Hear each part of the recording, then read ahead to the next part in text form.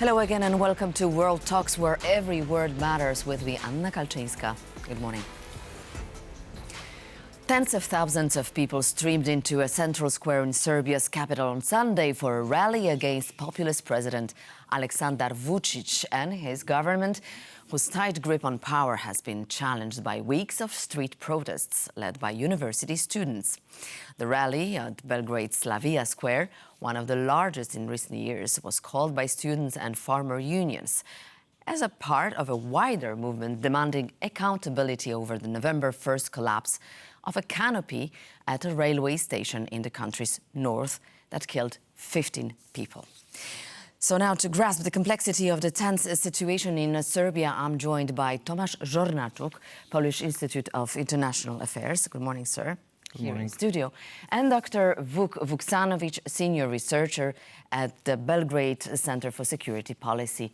Good morning, sir. Good to have you. Good morning.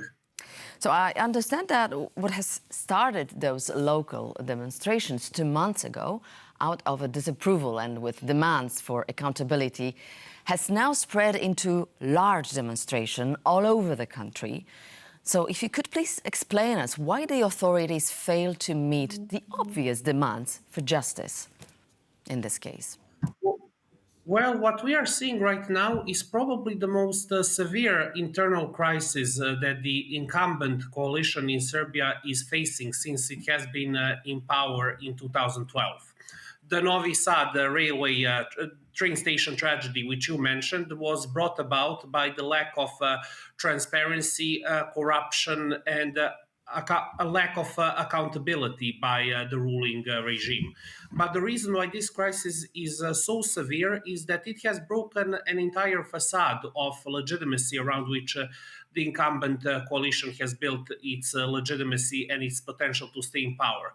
Because prior in the past, everybody would say, yes, we know that this regime has many flaws, but at least something is being built. At least a railway is left behind it, a highway, or a bridge or some other piece of modern infrastructure. All right. But now it turns out that this is not safe, so the entire edifice is beginning to crumble.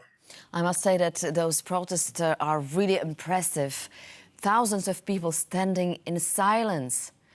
In silence. This is really something very vocal and something very strong as a message to the authorities. So I understand those protests have not spread out from one day to another, right? And that the reasons for them are very different. As previously stated, they started in 2012, right? So what are the reasons behind so many dissatisfaction in the Serbian society?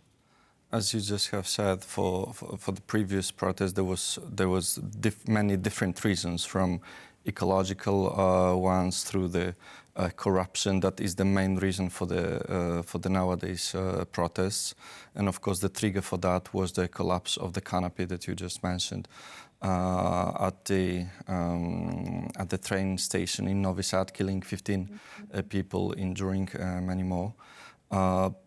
This is the first time maybe in the modern history of Serbia when it was so visible that corruption kills, and that the protection of those who are responsible for the renovation of the train station that was renovated and given to the public only 3 months ago is something that is the main demand nowadays during these protests. All right, so far we've seen only escalation on the part of the police against those peaceful protesters. So what is the strategy exactly of the government to diffuse the student-led protests? The aggression was there, but luckily not yesterday. Yesterday was one of the biggest protests that took place both in Belgrade and in Novi Sad. The strategy, of course, is to not to bring to responsibility any of those who are responsible for what happened, so that the government can continue to govern. And of course, the strategy on the field that is among the protesters is sometimes very nasty, including sending undercover police who are provoking and getting involved in fights, only to show up or to discover that they are police, and then they try to make students responsible for attacking these police officers on the basis on the existing law. In a normal situation, in a normal democracy, we would see a demission, right? Someone stepping down, someone responsible. Why is it so difficult for those officials to do so and to follow suit, since Aleksandar Vučić is put in a very precarious situation? Why so stubborn? Because, and I quote you, it is not a normal democracy. According to the Freedom House and many more international ratings, Serbia, just like Hungary in the EU, is so-called semi-democracy or a hybrid regime, meaning that not all standards of the modern European or wider Western democracy are met there. There is virtually no free television, very few free media. There is widespread corruption, and there is big problems with the elections. In a regular democracy, no party officers would knock on your door asking who you're going to vote for or call you with the same question. For that reason, this is only half democracy, and to keep that, they have to keep the strategy they have for a number of years now. Dr. Vuksanovic, I would like to ask you about possible cracks maybe in the government. Have you seen any signals, any signs that perhaps the policy could change in this respect? It is very, very difficult to expect a change in policy.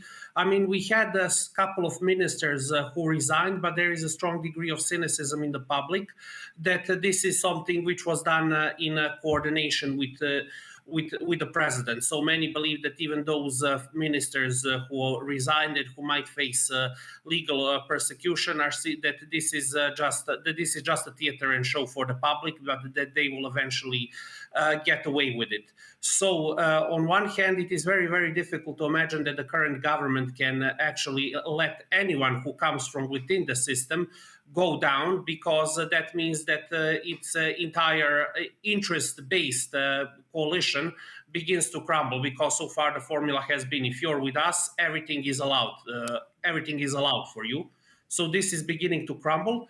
It is very, very early to predict whether this means the end of the incumbent coalition. I have learned in the past 12 years never to underestimate Aleksandar Vučić.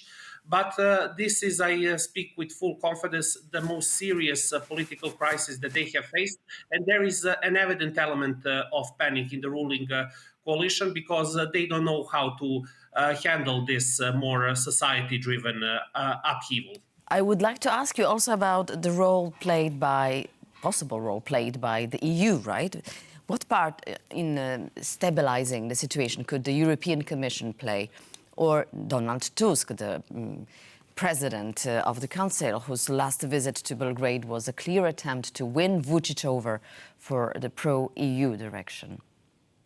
Well, I have to tell you that during this crisis, this is more a local crisis, but it has completely swallowed all the big geopolitical and foreign policy issues. So the usual foreign policy dilemma, EU, Russia, China, US under Donald Trump, these actors and these issues are not being, they don't exist. Everything is about what happens on the ground and about local realities. But I can tell you, among liberal Serbs, there is a very, very powerful disappointment at the European Union and at individual EU member states, because they have believed that despite their usual claim that they are the defenders of liberal values, they have frequently engaged in very, very cynical business deals with Aleksandar Vučić and his system. And that is why this part of the society now no longer views the European Union as this inspiration for a change, the same way as liberal Serbs view it in 2000 when the regime of Slobodan Milošević was overthrown. The populist leader formally says he wants to take Serbia into the European Union, but has faced accusations of curbing democratic freedoms rather than advancing them. So to you, Panie Tomaszu, are there any instruments here that could help Serbia be back on track? with European aspiration? The European Commission has just prepared a new strategy, the so-called growth plan. That is the money that will be on grants and on loans to the government for conducting the reforms. In response to that, the Serbian government has already prepared the so-called reform agenda, which they believe they're going to fulfill until 2028 formally, although the president said that maybe even in 2027 they will be ready. Based on the evidence from the actions of the government, from the years that we just witnessed, I don't see any option to reform the freedom of media, the judiciary system, the administration, and other key elements of the state that would allow Serbia conclude the talks with the EU by 2027 or 2028. Which poses another problem for Polish presidency, which has enlargement on its agenda. I would say this is a challenge we face for a number of years already. Thank you very much. Tomasz Żornaczuk, Polish Institute of Foreign Affairs, with us here. And Dr. Vuk Vuksanovic was our guest in Belgrade. Thank you very much, sir, for having joined us this morning. Thank you. And that concludes this edition of World Talks, but please stay tuned to TVP World for more comments and more features to come.